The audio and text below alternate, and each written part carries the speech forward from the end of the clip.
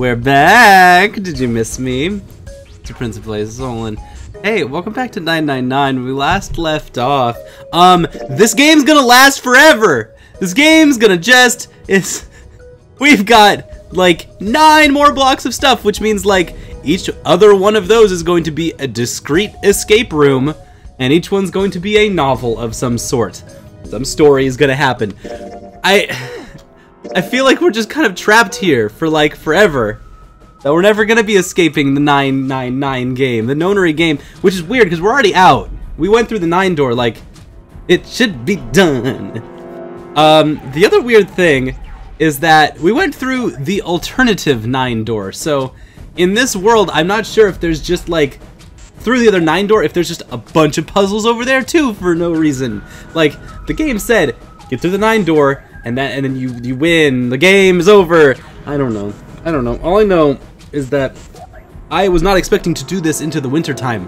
I thought this was going to be a nice, short, simple, no-nonsense mystery that we were going to solve before winter happened. But no, man, I don't know if you were here last year, but winter's here, and when winter shows up here, that means that it's cold out. So we're going to play for a very short amount of time with our good friend Very Big Beer. I don't know if you remember from the episodes within the 30s, 31 through 35 or whatever. But Beer was our friend. It kept us warm. It was very, very big. You could wrap yourself up in that giant loaf of bread we call Miller High Life beer. So you're in for a trip. I'm in for a trip. And Junpei's not surprised. I don't know if you remember what happened last time, but we had a situation happen where June is supposed to be dead. Ace is the one in charge of the Nonary project. And we finally put together all of the picture. Basically, everyone in the picture is now in the game, except for Mr. X. They don't know who our last guy is. And why? Why am I so calm? Junpei is just like, I don't care anymore. We also have some kind of strange mental connection with the previous lives that we have committed in this game. The first ending that we did. It's like I already knew. It's like he already seems to know a lot of the little things. They're trying to put in the oh god, what is the word that they've been saying literally over and over? The thing! The spheres of knowledge or whatever. I understand now. All of these separate universes are collapsing into one final universe. Junpei looked over at Snake in his own confusion, and he had missed the dark look on the other man's face. Was the CEO of Cradle Pharmaceuticals. He was the one who invented the game 9 years ago. He was Gentaro Hongo. Correct. The Hongo? Let's enjoy this. Let's see, like, there's this XKCD comic where they talk about, like, things that are common sense are a wonderful, beautiful thing, because if you find someone who doesn't know something that's common sense, you can now enjoy it with them. You now get to enjoy the revelry of teaching them something new. Snake, Junpei, welcome to the game. Welcome to the Nonary games. The people that you were playing with are the inventors of this game.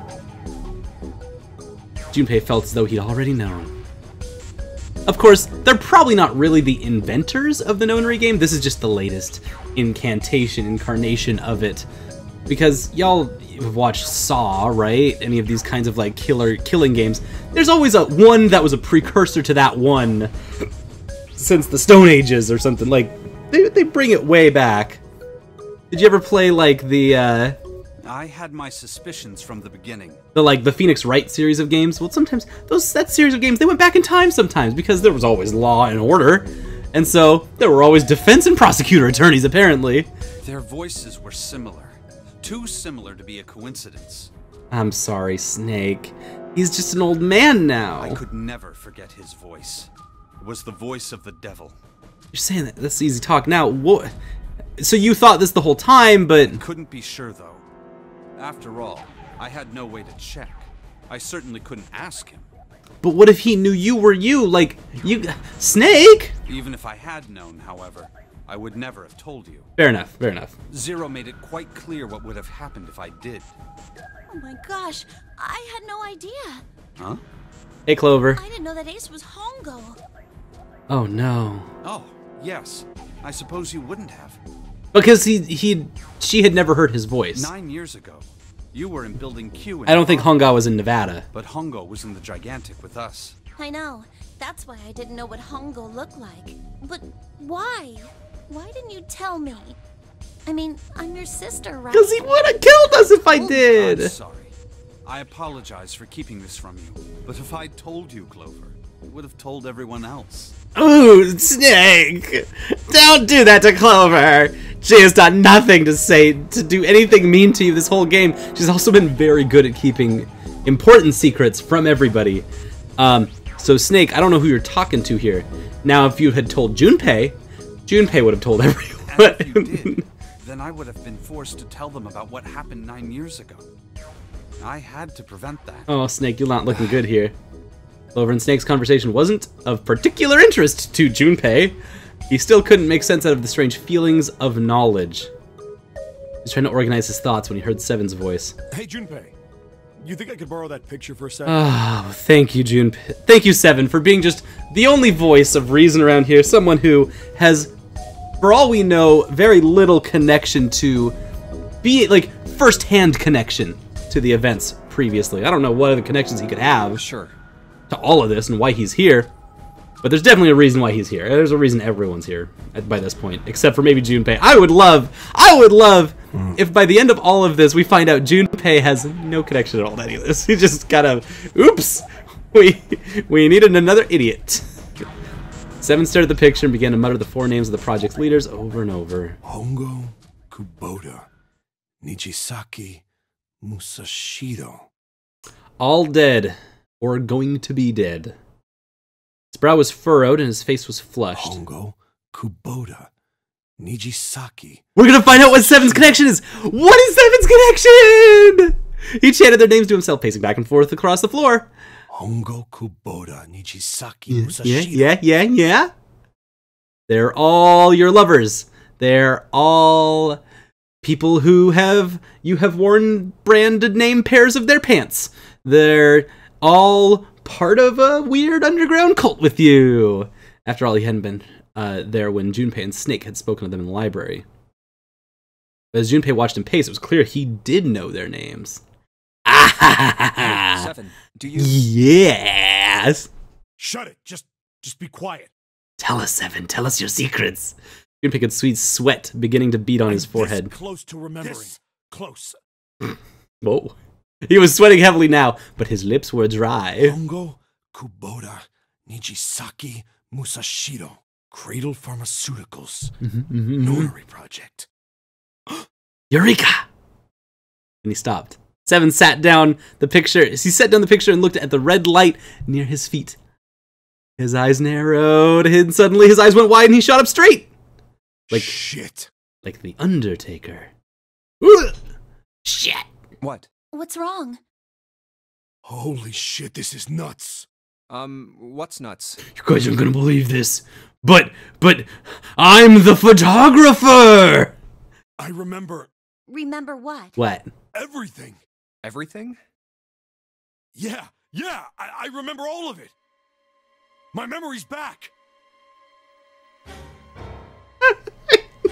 They do the scary music. Dun dun dun. Dun dun. I remember what happened before I got snatched. What happened before you got snatched? Seven's voice was filled with excitement. What? You were fishing in your long johns. You were switching from being a gym coach to a seaman. That's all I can tell from what you look like, my friend. Let me tell you what happened. I'm gonna tell you what happened. It was a dark and stormy night, and I killed them. I held the beating heart in my hand. Oh no, that's Edgar Allan Poe. Damn it! Seven hastily drew a shaking hand across his mouth and began to speak. Like Snake said, Ace is Hongo from the right. The other 3 are Musashiro, Nijisaki, and Kubota. Yeah. Musashiro was the man with the cash. Yeah. He's not just a nerd. Nijisaki was Hongo's right-hand man, and Kubota developed the actual technical details of the experiments. Wow. So wait, Hongo actually did kill his right-hand man, Kubota. Or, Nijisaki. Nijisaki's the tall guy. Oda's the small, Kabuto-looking guy. Realization began to draw on Junpei along with a pressing How question. do you know all this? What? Come on, man, I told you, I finally got my memory back. It's happening! It's happening! No, that's not what I mean. I'm trying to ask you why you knew all this stuff in the first place, before you forgot it. 7 rubbed the scar on his You chin. really want to know? You really want to know? Of course. I do! I really want to know! You really want to know? Yes, tell me, please! Please! I really want to tell you! This is gonna take a while. Hell, it'll probably take me a good 3 days to tell you everything.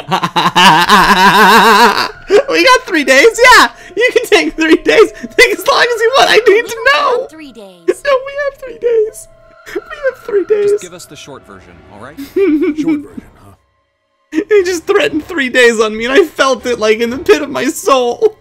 3 days of 7 talking about what is happening here. He made a face and put his hat back on. Fine. I'll give it a shot. No promises, though. Please. I'm a detective. Yay! This is a completely normal job. This is the most normal thing that's been said this entire game. He's a detective. He's a detective. It's a little He's been awkward to say this about myself. But you could probably consider me a lone wolf type.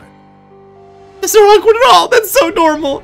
7's a lone wolf detective on the edge, trying to break the case on the Nonary games. Oh, this makes so much sense. I hold to my own code, because I think doing what's right is more important Yes, than doing yes, you what's do, told. 7. You hero. You stallion of a man. That's why I followed my gut that night. A slim lead brought me to the wharf. To the wharf. To the wharf. That's why he's wearing. That's why he's wearing the like suspenders and long johns. He's at the wharf. He's being an undercover cop investigating the fishing. It was 9 years ago. The The wharf had been cold as fuck, and I could barely see squat. I understand that feeling. It is cold as fucking here. I was investigating a mess of kidnappings, all of them children. It all had one thing in common: a history of visits to one particular hospital. Really? Even though they went to 2 different. Oh wow. A Okay. hospital under the management of Cradle Pharmaceuticals. Yep. Yeah. That. I mean, that's even. Probably. You know. Okay. Let's talk about some hospital stuff real quick. There are now 2 hospitals that you can go to in like all of this state. There are 2 hospitals in the entire like for 7 million people. There is Kaiser Permanente, and because Group Health got bought out by Kaiser Permanente, and there are Regency or Swedish medical facilities. Those are the Cradle Pharmaceuticals of this whole thing. I don't think that's as like 3 years ago that wasn't the case. There was lots of hospitals, lots of different like competing hospital brands or something or companies. That's not the case anymore. They're monopolizing slowly, pretty quickly actually, and so now it's much more poignant that when you say like this was one hospital under the management of Cradle Pharmaceuticals, it would be like, ah, I understand. It is a hospital which breathes air. Ah, if that happened now, it like wouldn't be a thing at all. It was like, ah, it was a hospital under the management of Kaiser Permanente. It was like, that's all of them. They're all okay. Well, then sure. But I'm sure that when this game first came out, that it made sense that that would be the lead. I'm saying that wouldn't be a lead anymore, which is weird. My investigation. It's really weird Cradle had been involved in the that they were like, one hospital, and it must have been the people above the hospital as opposed to the hospital itself being the problem. After a little sweet talking, I managed to finally get a real lead from someone inside Cradle. Ah, I like it. I like that he goes straight to the My top. source told me this. Tonight, Tell me, a ship 7. is set to take the children to a large passenger liner docked offshore. Oh shit. Oh shit. He got the realest inside tip. So I headed to the wharf. In the shadows, I searched the harbor until I found the ship he was talking about. Huh?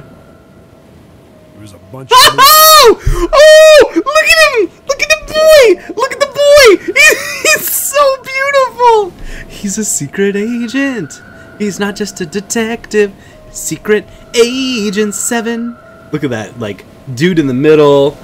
He's right there, like, holding that bag that has a child in it. He's looking behind him like, I'm doing illegal shit. I hope no super spies are here to see me. And Seven's like, I'm gonna get this motherfucker. Black suits, many of them carrying large bags. I'm here fighting against the men in black suits, the FBI. Bags. There was something about the way they moved as they were carried. Like, that dude on the left is literally carrying 2 children. No doubt about it. There were human beings in those bags. These guys know that there are human beings in these bags, too. I moved before I realized it. I came out of hiding with my gun already in my hand. Don't move. I felt metal touch the back of my head. Oh. Drop the gun. I could kill you right now. It'd be easy to get away with it, too. Just tie an anchor to your feet, and no one would find you for a week. That what you want? The fish here would love a meal. He kept digging the cold metal thing into my skull. There was nothing I could do. I did what he said and laid my gun on the ground. Little did he know my head was hollow. And so I shot through my own head to hit him in the head. Never saw it coming. And suddenly, Keep all my brains in my spleen. hand in my neck. A needle. Oh no. Drug. That was my last thought. Oh. My face hit cold concrete. I was out like a light after that. And they just kept feeding him like memory drugs, right? I woke up on a hard floor. Damn it.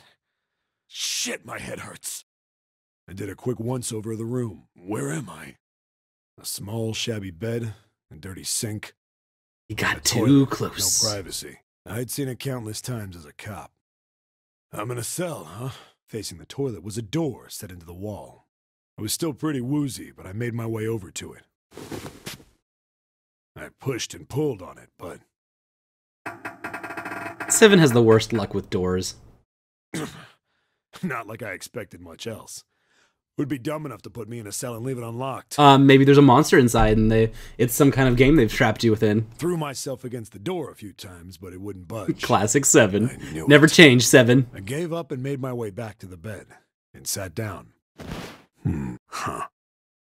Yes, I'm so I satisfied sat hearing there for a 7's very, backstory. Very long time. Then I heard a faint voice.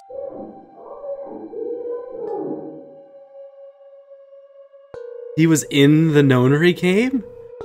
He was actually there! The voice was far away.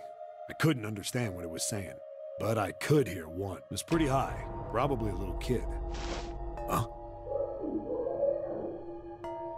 I hope it's No. 7. Or I hope it's Santa. I hear 5 or 6, maybe more. Hopefully 9. Where? Probably 8. Where are they coming from? I pressed my ear to the wall and tried to listen through it. No, that's not it. Left. It's coming from under the bed? Oh, there's a vent down there, huh? Friend, flip the thing over. He can hear It them, was. and they'll be able to hear him, The right? bed had hidden an air vent under it. The hole in the wall was covered by a metal grate. I dropped flat on the floor and peered through the grate. I couldn't see shit, but I knew it in my gut. Where's Yeah! it coming from? Hold on. Why are there kids here? There's kids here! You're in the Nonary game, my dude! What my inside man told me popped into my head. Tonight, a ship is set to take the children to a large passenger He liner was taken to docked the offshore. passenger liner also. Whoa, whoa, whoa. Am I on that ship? It didn't matter. All I knew was I had to get to those kids. I checked out the metal grate. Could I fit? I stuck my fingers in and grabbed it. And then... Did he do it? Come on. Come on, man. Yeah! He did it! He actually opened a door with his brute strength!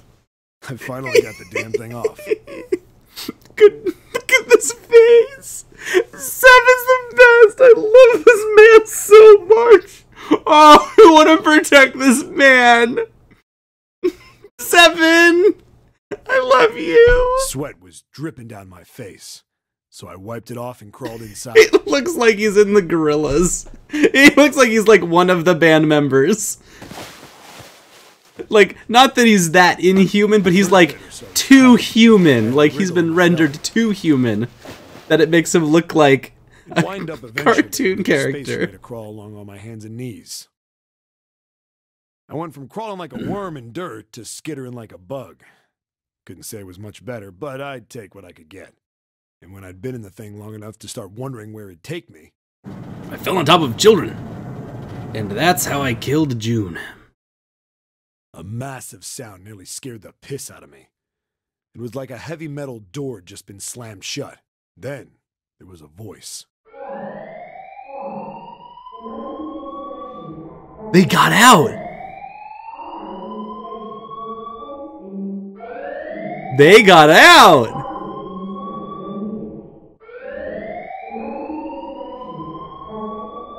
What? Oh, and then they literally incinerated the whole room. Wasn't sure what it meant, but anything with incinerator is bad news. Then, almost as if that was a cue, I heard a mess of young-sounding voices. A bunch of them were straight up screaming in terror. And all the sounds together made a howl that made the hair on my neck stand straight. Save them, Seven! Be the hero I know you can What's be! going on here? I scrambled through the duct as fast as I could. Made a giant racket, but I didn't care at that point. I soon found a metal door on the left side of the duct. The kids were screaming on the other side. I found it. I yanked the handle and threw the door open. I almost ripped the metal off its hinges. He's gonna make it! He's gonna make it! How about next time? No, next time on RDLP, let's see to what extent Seven makes it. I can't believe we're getting all of it. We're getting everything. He's just telling us everything that happened in his past life. Maybe that's what all of those threads are that we saw at the beginning of this episode. Maybe all those threads are other people's backstories that we'll be getting one piece at a time until we get to the end of everything. Well, until then, next time on 999, we're going to figure out what happened with Seven and what happened with that old Nonary game, and if he saved all those children from being incinerated, because I hope he did. I love you very much. Thank you for being here and sticking out the cold with me. I'll see you next time for more RDLP and for more the Nonary games. Old 999.